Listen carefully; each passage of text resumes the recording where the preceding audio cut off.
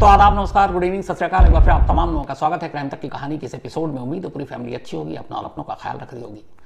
आज के इस दौर में बहुत सारी ऐसी कहानियां सामने आती हैं जब बेटे और बहू मिलकर अपने बुजुर्ग माँ बाप या सास ससुर को घर से निकाल देते हैं, उनके ऊपर जुल्म ढाते हैं, उन्हें उन्हीं के घर से निकाल कर वृद्धा आश्रम पहुंचा देते हैं। बहुत सारी ऐसी कहानियां आई। इस दौर में, ऐसे दौर में, ऐसी कहानियों के बीच एक बेटे की एक बेमिसाल कहानी सामने आई है। एक बेटा जो अपने माँ बाप के लिए, खासतौर पर अपने बाप के लिए, अपनी सारी ख्वाहिशें, अपने सपने, सब कुछ छोड़ देता है। सिर्फ एक कसम, एक प्रण, एक वचन लेता है, और वो ये कि वो अपने पिता को उनकी खोई हुई इज्जत, उनकी मर्यादा, और सबसे बड़ी बात यह कि उनकी वर्दी, जो उनकी ज़िंदगी है, वो लौटाएगा। और इस लौटाने के लिए उसे जो कुछ करना पड़ेगा वो करेगा, और उसने किया। दिल को कचोट देने वाली ये कहानी मध्य प्रदेश की है। कहानी है मिथिलेश पांडे की। मिथिलेश पांडे जो मध्य प्रदेश में एक पुलिस कांस्टेबल, 90s के दौर में उन्होंने पुलिस ज्वाइन किया। जिंदगी ठीक ठाक चल रही थी। घर में पत्नी और दो बेटे, एक अभिषेक पांडे और एक आशीष पांडे। 2013 तक ये परिवार बिल्कुल ठीक ठाक चल रहा था। सब कुछ घर में खुशियां थी। दोनों बेटे पढ़ाई कर रहे थे। बड़ा बेटा बीटेक कर रहा था, आगे चलकर एमटेक करना था, गेट का एग्जाम देना था। छोटा बेटा अभिषेक तब 7th में था। इसी दौरान 2013 में एक ऐसी चीज होती है जो इस पूरे परिवार की जिंदगी में कोहराम मचा देती है। एक गुमनाम खत आता है पुलिस डिपार्टमेंट के पास, और उस गुमनाम खत में यह लिखा था कि कांस्टेबल मिथिलेश पांडे के पास आय से ज्यादा संपत्ति है। उनके पास एक प्लॉट है जिसकी कीमत 1,98,000 रुपए है, और एक स्कॉर्पियो गाड़ी है। यह शिकायत भेजने वाले ने अपना नाम नहीं लिखा, एक एड्रेस जरूर था। पुलिस वालों ने पूछा, मिथिलेश ने बताया कि उन्होंने एक प्लॉट खरीदा है, और वो भी बैंक से लोन लेकर। 1,98,000 का शायद ये प्लॉट था, जिसमें से 1.5 लाख के आसपास उन्होंने लोन लिया था। उन्होंने कहा कि उनके परिवार में किसी के पास स्कॉर्पियो गाड़ी नहीं है। पुलिस ने फिर भी जांच की। ये कहा कि आपने प्लॉट खरीदने से पहले डिपार्टमेंट को क्यों नहीं बताया, जबकि उन्होंने बता दिया था। लेकिन फिर भी जांच चलती रही। जांच के दौरान में अब कांस्टेबल मिथिलेश पांडे को एक तरफा सुनवाई के बाद सस्पेंड कर दिया जाता है। सस्पेंड के बाद अब जांच चलती रहती है। फिर एक रोज एक पुलिस डिपार्टमेंट इंक्वायरी बिठाती है और मिथिलेश पांडे से कहती है कि आप आइए इस इंक्वायरी कमेटी के सामने। इत्तेफाक से जो तारीख दी गई थी उनको उस पेशी पर पहुंचने की, उस दिन वो बीमार थे, चल नहीं सकते थे, बाहर नहीं निकल सकते थे। उन्होंने इल्तिजा की कि आज मैं पहुंच नहीं सकता। लेकिन इंक्वायरी कमेटी ने उनकी कोई दलील नहीं सुनी, और उसके बाद एक फैसला आ गया। फैसला यह कि मिथिलेश पांडे, जिन्हें अब तक सिर्फ सस्पेंड किया गया था, अब उन्हें नौकरी से टर्मिनेट कर दिया गया। यानी उनसे उनकी वर्दी छीन ली गई और उन्हें बर्खास्त कर दिया गया। ये बात है 2013 की। जैसे ही इस फैसले की जानकारी घर वालों को मिली, पूरे घर पर गम का एक पहाड़ टूट पड़ा। मिथिलेश पांडे इकलौते कमाने वाले थे, 2 बच्चे थे, बेटे दोनों स्कूल में, घर का खर्चा, कमाई का एक ही जरिया नौकरी, और वही पुलिस की नौकरी उनसे छीन ली गई, वर्दी उनसे वापस ले ली गई। एक तो नौकरी लेना, ऊपर से बर्खास्त और टर्मिनेशन, ये एक दाग था। बहुत सारे लोगों ने सुना, कुछ लोगों ने सपोर्ट किया, कुछ लोगों ने ऐसे वक्त पे मुंह फेर लेते हैं, मुंह भी फेरा।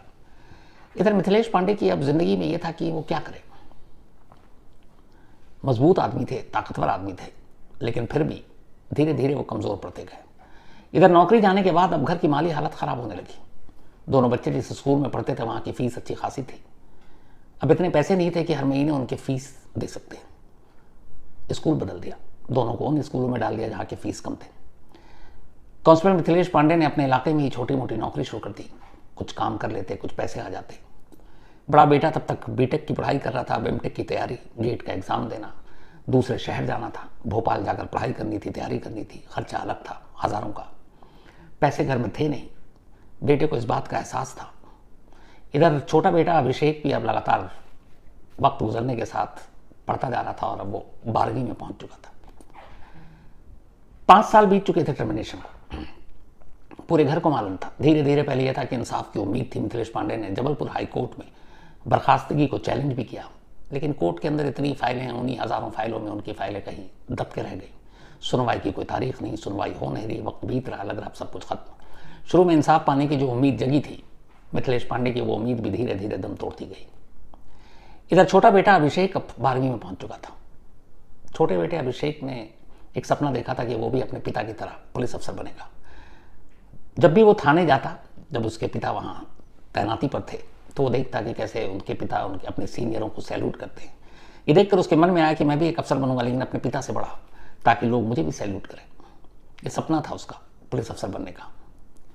लेकिन 12वीं तक पहुंचते पहुंचते उसे घर की हालत की सच्चाई का एहसास हो गया।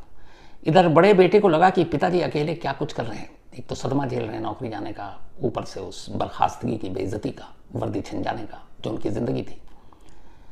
बड़े बेटे ने भी अपने सपने को किनारे रखा, आगे की पढ़ाई छोड़ दी और नौकरी करने लगा, ताकि घर चलाने में पिता की मदद कर सके।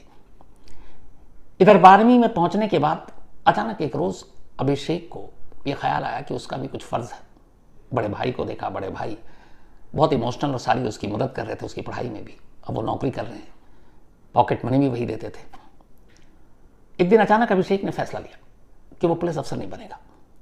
जो घर की हालत है और उसके पिता जिस तरीके से धीरे धीरे टूटते जा रहे हैं, इंसाफ की उम्मीदें उनकी दम तोड़ती जा रही हैं, उसने कसम खाई, एक प्रण लिया, एक वचन लिया कि वो अपने पिता की खोई हुई इज्जत, मर्यादा और सबसे बड़ी चीज उनकी वर्दी उन्हें दिलाएगा। अब कसम तो खा ली, लेकिन कैसे दिलाएगा? अब उसने सोचना शुरू किया, अपने क्लास के दोस्तों से बातचीत करनी शुरू की। पता चला पुलिस में जाने के बाद तो ये मुमकिन है नहीं, तो फिर क्या रास्ता है? उसे ये पता था कि पिताजी का मामला कोर्ट में चल रहा है और ये घर में था कि कोर्ट से वापसी में उनको वर्दी मिल सकती है। तब उसके दिमाग में आ गया अगर कोर्ट से मिल सकती है तो कोर्ट से कौन दिलाएगा? वकील। वकील उसकी नज़र में एक बड़ी चीज़ थी। 12वीं में उसने तय कर लिया एक दिन कि वो अब पुलिस अफसर नहीं बनेगा, एक वकील बनेगा, और सिर्फ अपने पिता के मुकदमे को लड़ने के लिए, उन्हें उस मुकदमे में जिताने के लिए, उन्हें उनके खोए हुए सम्मान, इज्जत, मर्यादा और वर्दी को दिलाने के लिए वकालत की पढ़ाई करेगा। 12वीं वो पास करता है, घर वालों से कहता है कि मुझे LLB करनी है। भोपाल पहुंच जाता है। बड़े भाई तब तक नौकरी कर रहे थे। फर्स्ट ईयर में वो उसकी पैसों से, फीस के जरिए सब मदद करते हैं। सेकेंड ईयर में अब अभिषेक को लगता है कि मुझे भी कुछ करना चाहिए, तो वो पढ़ाई के साथ छोटी मोटी नौकरी करना शुरू कर देता है, पार्ट टाइम। अब वो एक तरफ LLB की तैयारी कर रहा है, दूसरी तरफ नौकरी कर रहा है, अपने खर्चे, अपने फीस सब खुद उठाने लगा। धीरे धीरे वक्त बीता। इधर जबलपुर हाईकोर्ट में जो पिटीशन बरसों से पड़ी थी वो अब भी वैसी ही थी, कोई सुनवाई नहीं। और इन बीतते वक्त के साथ अभिषेक के पिता मिथिलेश पांडे की अब आखिरी उम्मीद भी दम तोड़ चुकी थी। पर उन्हें पता नहीं था कि उनके छोटे बेटे ने LLB क्यों चुना, वो क्या करना चाहता है, किस लिए वकील बनना चाहता है। धीरे धीरे वक्त बीता। 2021 का साल आया, अभिषेक वकील बन गया। वकील बनने के बाद उसने तय किया कि वो जबलपुर हाई कोर्ट में ही प्रैक्टिस करेगा, और इसमें उसकी मदद की उन वकील साहब ने जो उसके पिता का केस लड़ रहे थे, जो पिटीशन जो जबलपुर हाई कोर्ट में थी, जो लंबित पड़ी थी, उन्हीं के अंडर में वो प्रैक्टिस करेगा। वो भी अच्छे इंसान थे, उन्होंने अभिषेक की मदद की। जबलपुर हाई कोर्ट में उसने प्रैक्टिस शुरू कर दी। वो चाहता तो क्रिमिनल प्रैक्टिस या क्रिमिनल लॉयर या बाकी और भी कोई चीज़ कर सकता था, लेकिन उसका मकसद बड़ा क्लियर था कि वो अपने पिता का मुकदमा लड़ेगा। तो उसने सर्विस से रिलेटेड मैटर पर ही स्टडी शुरू कर दी। स्टडी शुरू करने के बाद उसने सबसे पहले अपने पिता के केस की फाइल खोली। कई महीने तक उस पर काम किया। छोटी से छोटी इंफॉर्मेशन, छोटी से छोटी जानकारी, सबूत, गवाह, विटनेस, पुलिस का पक्ष, पिता का पक्ष, हर एक चीज़ को एक तरह से घूंट कर पी गया। पूरे केस की तैयारी करने के बाद जबलपुर हाईकोर्ट में उसने अपने पिता के उस लंबित पड़े केस को खोलने और उस पर फिर से सुनवाई करने की अर्जी डाली। उनके सीनियर वकील ने उनकी मदद की। आखिरकार जबलपुर हाईकोर्ट ने उस अर्जी को स्वीकार किया और अब मिथिलेश पांडे का मुकदमा जबलपुर हाईकोर्ट में जिरह बहस के लिए लिस्टेड हो गया। कोर्ट का पहला दिन, पिता का मुकदमा, बेटा वकील बनकर अदालत के अंदर खड़ा है, साथ में सीनियर वकील है। अभिषेक को लगा कि सीनियर वकील ही बहस करेंगे, लेकिन जैसे ही बहस की बारी आई, सीनियर वकील उठते हैं और अभिषेक से कहते हैं, ये केस तुम्हारा है, इसलिए इस पर तुम ही बहस करोगे, इस केस को तुम लड़ोगे, क्योंकि इस केस से जितने तुम इमोशनल जुड़े हुए कोई और वकील शायद नहीं कर पाएगा। और फिर तो उन्होंने तो ठानी ही थी वकालत इसलिए करनी है क्योंकि अपने पिता का मुकदमा लड़ना है, तो इस केस के साथ इंसाफ तुम ही कर सकते हो। एक सीनियर वकील एक जूनियर वकील को जब ये बात कहे तो जूनियर वकील का हौसला बढ़ गया, यानी अभिषेक का। अभिषेक ने कहा ठीक है मैं करूँगा, लेकिन यहाँ एक दिक्कत थी। एक आम मुकदमा लड़ना और एक ऐसा मुकदमा लड़ना जिसके ऊपर एक पूरे परिवार की जिंदगी, भविष्य, सब कुछ टिका है। ये मुकदमा हार गया तो 12 साल से वो जो दर्द, वो जख्म, वो गम फैमिली सह रही है, फिर उसका कुछ नहीं होगा, उम्मीदें टूट जाएंगी, खत्म हो जाएंगी। तो एक तरफ केस लड़ना था और दूसरी तरफ अपने पूरे परिवार का सर भी ऊंचा करना था। चुनौती बड़ी थी। और इत्तेफाक से उसी वक्त अभिषेक ने एक मशहूर सुपरहिट हिंदी फिल्म भी देख रखी थी, मुन्ना भाई MBBS।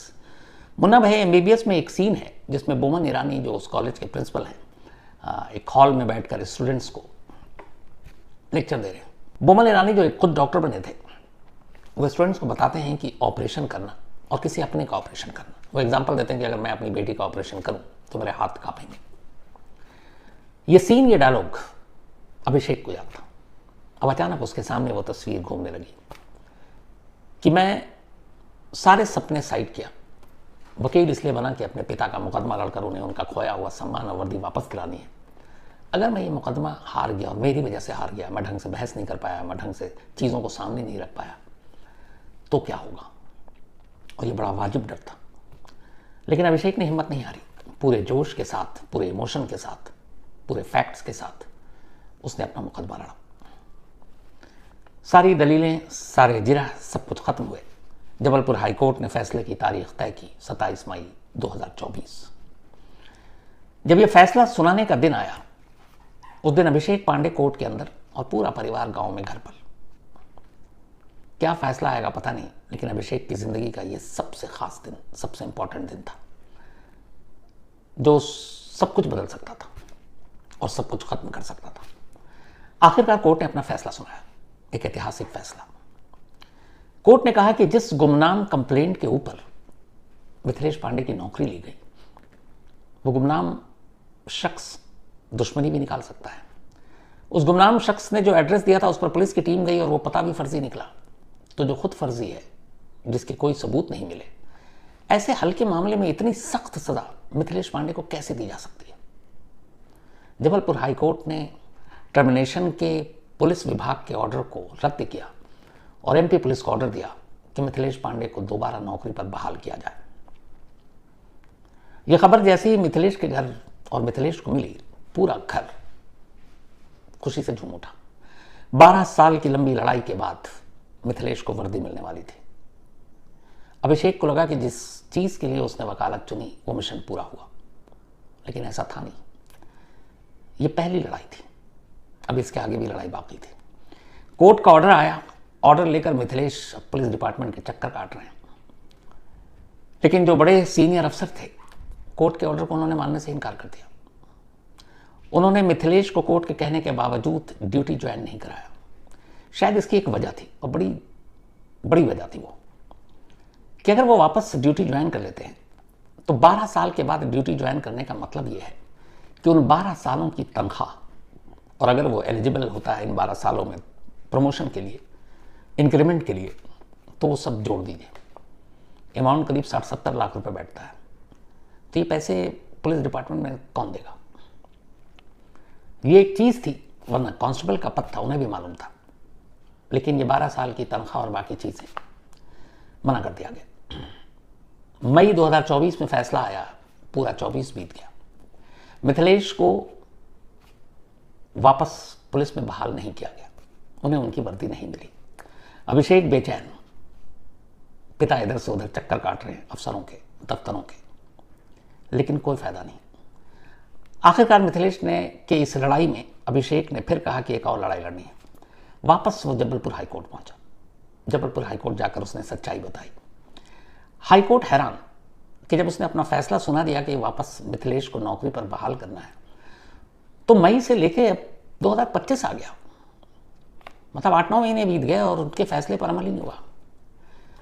कोर्ट बेहद सख्त हुआ और उसने SP और IG, उस रेंज के जिनके अंडर में मिथिलेश था, उनको एक नोटिस भेजा और कहा कि कोर्ट के आदेश का आप दोनों ने पालन नहीं किया। हमारे कहने के बावजूद मिथिलेश पांडे को उसकी वर्दी, उसकी नौकरी नहीं लौटाई, तो क्यों ना आप दोनों के खिलाफ कंटेम्प्ट ऑफ कोर्ट का मामला दर्ज किया जाए, अदालत की अवमानना का, अदालत के हुक्म को न मानने का, और इसमें जेल भी है। जैसे ही ये नोटिस MP पुलिस डिपार्टमेंट को मिलती है, तब वो शायद 3 या 4 अप्रैल की बात थी, 3 की, 4 अप्रैल को ही मिथिलेश पांडे को एक कॉपी मिलती है एमपी पुलिस डिपार्टमेंट की तरफ से कि आप आइए और पुलिस फोर्स ज्वाइन कीजिए। और इसके बाद उमरिया में एक पुलिस स्टेशन है, वहाँ 5 तारीख को ही उनकी पोस्टिंग हो जाती है। 12 लंबे साल के बाद मिथिलेश पांडे को वापस उनकी वर्दी मिली। जब ये 4 तारीख को उनको ऑर्डर मिला उनकी बहाली का, तब एडवोकेट अभिषेक पांडे यानी मिथिलेश पांडे के बेटे जबलपुर में थे, गांव से दूर। घर से खबर मिली, वो रात को ही निकल गए सुबह अपने घर के लिए, क्योंकि इस खुशी के पल में वो अपने परिवार के साथ रहना चाहते थे। लेकिन एक सरप्राइज था जिसका खुद अभिषेक को भी पता नहीं था। जब वो घर पहुंचे, ये तस्वीरें हैं जो मैं आपको दिखा रहा हूं, ये उसी वक्त की हैं। घर में माँ बाप, बड़े भाई, रिश्तेदार, मोहल्ले सब ने मिलकर ढोल नगाड़े का इंतजाम किया, फूल मालाओं का इंतजाम किया एक शख्स के स्वागत के लिए। एक बेटा, एक भाई, एक वकील, जिसने कसम खाई और 12 लंबे साल के बाद अपने पिता को उसकी खोई हुई इज्जत, सम्मान, मर्यादा और वो वर्दी जिसे जान से भी जो प्यारी थी, वो सब लौटा रहा था और वो घर लौट रहा था। जब वो घर के दरवाजे पर पहुंचता है, ढोल नगाड़ों के साथ एडवोकेट अभिषेक पांडे का स्वागत होता है। पिता उसे रोते हुए गले लगाते हैं, माँ रोती हुई गले लगाती है, भाई बाद में अकेले ले जाकर उसके साथ रोता है। सब कुछ अच्छा हो गया, बस एक चीज़ थी। इन 12 लंबे सालों में बहुत सारी चीज़ें बदल गई थी। मिथिलेश पांडे भी थोड़े बदल गए थे। पुरानी वर्दी अब उनके जिस्म पर आ नहीं रही थी। नई वर्दी सिलाई गई, नई वर्दी दी गई, नई वर्दी पहनकर वो थाने पहुंचे। 12 साल तक उनका रूटीन ये था कि ज़्यादातर वक्त घर पर रहते थे। 2013 से पहले उनका रूटीन ये था कि वो घर कब आएंगे ये पता नहीं था। घर वाले अब खुश हैं कि उन्हें उनकी नौकरी वापस मिल गई, बट इस बात का अब दुख भी है कि अभी कई दिन तक घर नहीं आएंगे, क्योंकि 24 घंटे तक पुलिस वालों को नौकरी करनी पड़ती है। अभिषेक पांडे कल यहाँ आए थे क्राइम तक के दफ्तर में, उनसे मैंने बातचीत की थी। इस कहानी के ख़त्म करने के बाद उनकी बातचीत के कुछ झलकियाँ आपको सुनाकर छोड़कर जाऊँगा। बट मैंने उनसे पूछा कि आप वकील बने क्योंकि आपको अपने पिता की कानूनी लड़ाई लड़नी थी। अब तो वो आप जीत गए, आपके पिता को आपकी वापस उनको वर्दी मिल गई। अब क्या आप अभिषेक पांडे अपने सपने को पूरा करेंगे? क्या वो पुलिस डिपार्टमेंट में जाने की कोशिश करेंगे या कुछ और?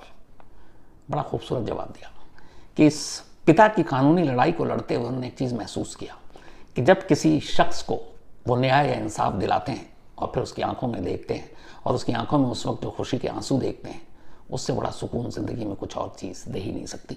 इसीलिए वो हमेशा वकालत करेंगे। हर माँ बाप, हर बच्चे के लिए मिसाल एक कहानी, एक नसीहत है कहानी। कितने खुशकिस्मत और लकी माँ बाप हैं अभिषेक और उनके भाई दोनों के, जिन्होंने इस मुश्किल वक्त में एक दूसरे का हौसला बढ़ाया, संभाला और आज घर में फिर से खुशियां लौटी। ऐसी कहानी सुनकर कई बार खुद मुझे भी अच्छा लगता है, कुछ प्रेरणा भी मिलती है, कुछ पॉजिटिव चीज़ें भी आती हैं। मुझे उम्मीद है आप लोगों को भी ये कहानी अच्छी लगी होगी, तो अपनी राय ज़रूर दीजिएगा। क्योंकि आखिर में एक चीज़ और भी बताता हूँ आपको कि जिन एडवोकेट अभिषेक पांडे की मैं आपको ये कहानी सुना रहा हूँ, ये भी क्राइम तक फैमिली के मेंबर हैं और ये लगातार कहानियाँ सुनते हैं। जब मैंने इनको फ़ोन किया तो इन्हें समझ भी नहीं आया कि वाकई मैं ही बोल रहा हूँ, पहले उन्हें लगा कोई और है। और मुझे खुशी हुई जब उन्होंने बताया कि वो क्राइम तक फैमिली मेंबर है। थैंक यू सो मच अभिषेक भाई, and God bless you, and हम सब को आप पर प्राउड है। Thank you so much. तो आज की कहानी में इतने ही, लेकिन वही अपना सिलसिला कुछ लोगों के लिए। कहानी के आखिर में याद है मैं आपको बोला था, तो पहले कुछ झलकियाँ सुन लीजिए अभिषेक पांडे की। तो मैंने एक्चुअली मेरा अभी मन था पुलिस में जाने का, क्योंकि पापा को देख के, पापा कांस्टेबल, बट मुझे थोड़ा उसे ऊपर जाना था, हायर उनके सोचा था 2 स्टार या 3 स्टार लगता हमारे ऊपर भी। बट सर उसके बाद मैंने सोचा नहीं, मुझे पता था कि वकील बन के ही मैं पापा को न्याय दिला सकता हूँ। क्योंकि मुझे पता, ऑल द वकील बनना था कि न्याय अपन जितना, क्योंकि मुझे देरी लग रही थी अब, और मुझे ये नहीं पता था कि अगले साल हो जाएगा कि उसके अगले साल हो जाएगा। तो मैंने सर BLLB की ही तैयारी करी सर। मैं 11वीं के बाद से सर मुझे वकालत करने का ही मेरे को सर वो था। सर्विस मैटर मैंने सीखा कि सर्विस मैटर का होता क्या है, कुछ दूसरे केसेस लिए, और हाथ पैर तो कांपते हैं सर। जब पर्सनल केस अगर आप करते हैं तो आपका एग्रेशन भी आ जाता है कि जब अपनी बात नहीं मानी जा रही है, चाहे सरकारी वकील के द्वारा चाहे जज साहब के द्वारा, तो अपन को गुस्सा आने लगता है कि अरे यार मेरे बीच में क्यों नहीं हो रहा। लेकिन मेरे पापा सर उम्मीद हार चुके थे, मतलब मुझे न्याय नहीं मिलेगा, बोले पापा रुकिए थोड़ा सा मुझे मेहनत करने दीजिए, समझने दीजिए कि चीज़ें क्या होती है सर्विस मैटर में। पापा को बोला, पापा बोले ठीक है कर लो, होना जाना कुछ है नहीं उसमें, मुझे न्याय अब तो बहुत लेट हो गया है, मुझे नहीं मिलेगा, क्योंकि वो डिमोटिवेट हो चुके थे उस समय। 4 तारीख को सर पापा को उसी आदेश के बाद 4 तारीख को सर पापा की ज्वाइनिंग ले ली गई। वो फीलिंग्स तो सर मैं फिर बयां तो नहीं कर पाऊंगा, बस फील ही कर पाता हूँ। कभी भी सर मेरे आँख में नम हो जाते हैं। ऑल दो सर मैं बहुत बोल्ड आदमी हूँ, मैं रोना मैं विश्वास नहीं करता, बट सर उस दिन सर मुझे बहुत इमोशनल फील हुआ था कि भले ही सर वो कांस्टेबल है, बहुत छोटी पोस्ट है, लेकिन सर उनके आँख में जो प्राउड वाले जो वो था, वो देख के सर मतलब ऐसा लगा कि मैंने कुछ छोटा काम नहीं किया है, मैंने बहुत बड़ा काम किया है। सर मैं जीवन भर वकालत ही करना चाहता हूँ सर, क्योंकि लोगों को न्याय दिलाने के बाद जो फीलिंग्स आती है ना सर, जब आपके सामने कोई मतलब न्याय के लिए भटक रहा हो, जब आपने उसे न्याय दिला दिया हो सर, जो उसकी आंख में और हमारे आंख में जो उसके न्याय के लिए जो थोड़ी मतलब क्या बोलते हैं उम्मीद के जो मतलब खुशी के जो आंसू रहते हैं, उसको देखने के लिए सर मैं इस फील्ड को कभी जीवन में नहीं छोड़ सकता था। 4 तारीख का ऑर्डर था और वर्दी सर को कि इंस्टेंट में कैसे हो जाती, 12 साल बाद पूरी वर्दी छोटी हो गई थी तो फिर वर्दी सर अब फिर पापा ने तुरंत सिलवाया 1 दिन के अंदर। पुरानी वर्दी थी थोड़ी सी, वो तो उसको ढीला ढाला करके अपना किया, अपना सिलाया विलाया। फिर 1 दिन बाद सर वो जगह आमद लेने सर। अब वापस जॉब ज्वाइन कर लिया उन्होंने, तो अब वापस सर उनका दिनचर्या स्टार्ट हो गया जो पुलिस वालों का होता है। 24 घंटे की ड्यूटी रहती, कभी भी कॉल आ जाता है अब चलिए सर। अभी तो सर 1 ही 2 हफ्ता हुआ है, अभी होने वाला है सारी चीज़ें। मुझे पता है जो बचपन में हम लोग झेला करते रहे कि पिताजी का मुंह 2 दिन 3 दिन तक नहीं देखा करते पाते रहे अपन, कहीं पापा यहाँ है, कभी वहाँ है, कभी इस थाने कहीं वहाँ। अब वो फिर झेलना, हाँ अब बुरा नहीं लगेगा अब बुरा नहीं लगेगा सर। तो अभिषेक पांडे जी को आपने सुन लिया, अब